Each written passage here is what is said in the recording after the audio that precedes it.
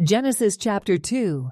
Thus the heavens and the earth were completed in all their vast array. By the seventh day, God had finished the work he had been doing. So on the seventh day, he rested from all his work. Then God blessed the seventh day and made it holy, because on it he rested from all the work of creating that he had done. Adam and Eve. This is the account of the heavens and the earth when they were created, when the Lord God made the earth and the heavens. Now no shrub had yet appeared on the earth, and no plant had yet sprung up, for the Lord God had not sent rain on the earth, and there was no one to work the ground. But streams came up from the earth, and watered the whole surface of the ground. Then the Lord God formed a man from the dust of the ground, and breathed into his nostrils the breath of life, and the man became a living being. Now the Lord God had planted a garden in the east, in Eden, and there he put the man he had formed. The Lord God made all kinds of trees grow out of the ground,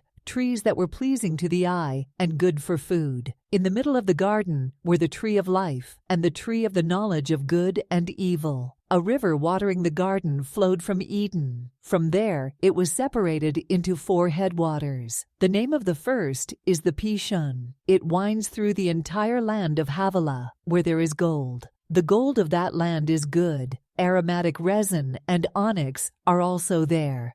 The name of the second river is the Gihon. It winds through the entire land of Cush. The name of the third river is the Tigris. It runs along the east side of Asher. And the fourth river is the Euphrates. The Lord God took the man and put him in the Garden of Eden to work it and take care of it. And the Lord God commanded the man, "You are free to eat from any tree in the garden, but you must not eat from the tree of the knowledge of good and evil, for when you eat from it, you will certainly die." The Lord God said, "It is not good for the man to be alone. I will make a helper suitable for him." Now the Lord God had formed out of the ground all the wild animals and all the birds in the sky. He brought them to the man to see what he would name them. And whatever the man called each living creature, that was its name. So the man gave names to all the livestock, the birds in the sky, and all the wild animals. But for Adam no suitable helper was found. So the Lord God caused the man to fall into a deep sleep.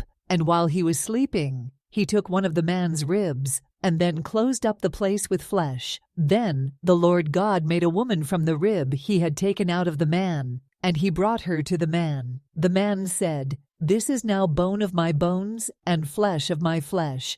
She shall be called woman, for she was taken out of man." That is why a man leaves his father and mother, and is united to his wife, and they become one flesh. Adam and his wife were both naked, and they felt no shame.